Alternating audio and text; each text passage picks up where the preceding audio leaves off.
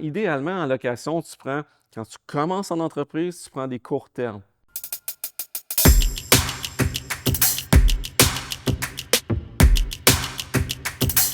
Non, mais on se pose tous la question. Tous, est-ce que je devrais acheter ou louer mon local quand que je commence ma business ou au cours de mon entreprise? Mais là, j'ai invité quelqu'un et je pense pas qu'on peut avoir quelqu'un de mieux placé que Luc Poirier, mesdames et messieurs, pour nous parler de cette question-là qui me brûle les lèvres puis que moi, je connais pas la réponse encore à ce jour.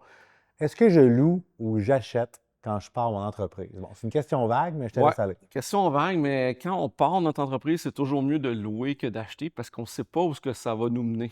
OK? Généralement, on est en croissance. Donc, croissance veut dire que tu as besoin de plus de pieds carrés, plus d'espace. Donc, c'est toujours mieux de louer au départ. Y a-t-il un minimum d'années, mettons, que tu dis, OK, ben là, si tu sais pour sûr que tu vas rester un certain nombre d'années minimum, tu devrais acheter? Y a-t-il une règle? Ben, quand tu démarres une entreprise, tu n'es pas supposé d'être sûr de rester là pendant 5 ans ou 10 ans parce que normalement, tu veux grossir, fait que t'es pas supposé de connaître ton besoin Mais dans 5 mettons, ans, 10 ans. mettons de bord un commerce plus de quartier, mettons. Le quartier, oui, là, c'est mieux d'acheter. Par OK. exemple, un café que tu sais mettons, tu prends 1500 pieds carrés puis que tu n'auras pas besoin de 8000 pieds carrés dans 5 ans. Oui, là, dans ce cas-ci, c'est vrai. C'est mieux d'acheter. Mais par contre, des fois, comme moi, tu sais, les gens me demandent est-ce que tu es en location ou tu as acheté ton local ou ce que mes bureaux? Ben moi, j'ai loué. Puis les gens sont surpris quand je dis ça, mais tu sais, il y a toujours des opportunités où, tu sais, c'est pas blanc ou noir, il y a des zones grises. Puis moi, dans mon cas, moi, je cherchais un entrepôt, puis tu sais, je paye 6 piastres le pied carré, tout inclus, donc le chauffage puis les taxes. Juste les taxes puis le chauffage, c'est peut-être 4 le pied carré que ça coûte à mon propriétaire. Fait que mon loyer est comme à 2 piastres, 2 piastres et demi le pied carré.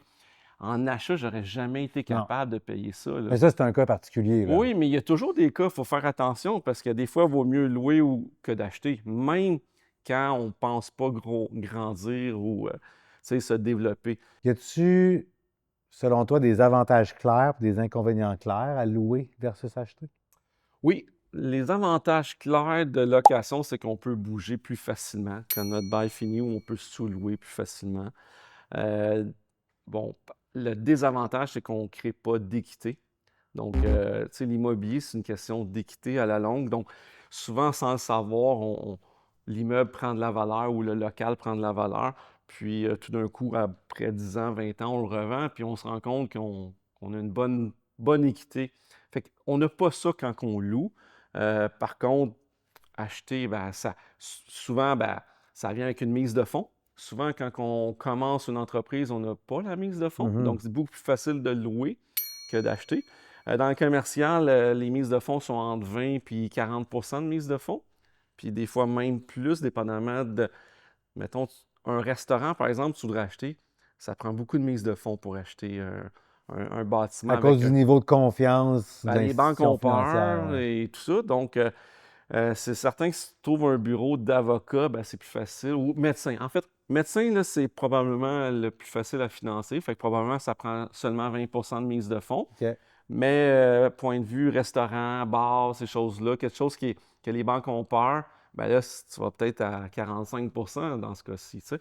Donc, il y a une question de mise de fonds qu'on n'a pas besoin en location. En location, généralement, tu donnes le dernier mois de loyer en garantie, puis c'est simple. Donc, je te dirais, les avantages d'achat, c'est que tu crées une équité. Désavantages, c'est que, bon, tu es restreint. Donc, si tu loues un 2000 pieds carrés, puis au bout de 5 ans, tu as besoin de 4000 pieds, il faut que tu le vendes, puis tu rajoutes d'autres choses ou tu loues d'autres choses. Fait qu'il- c'est moins malléable, c'est moins facile.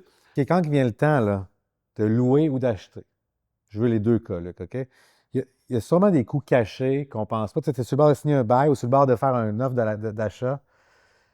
C'est quoi les coûts que les entrepreneurs oublient tout le temps qu'ils vont avoir en extra à part la signature? Écoute, c'est l'aménagement. OK? L'aménagement, là, les gens oublient comment ça coûte cher. Tu sais, ça doit coûter entre 80 et 200 facilement l'aménagement au pied carré d'un bureau, d'une entreprise. Puis, ça, les gens oublient. Fait que souvent, tu loues, tu regardes juste le pied carré, ça va coûter tant par mois. Puis souvent, ils ont tout mis l'argent sur l'équipement, puis la publicité, l'inventaire, mais ils oublient souvent l'aménagement.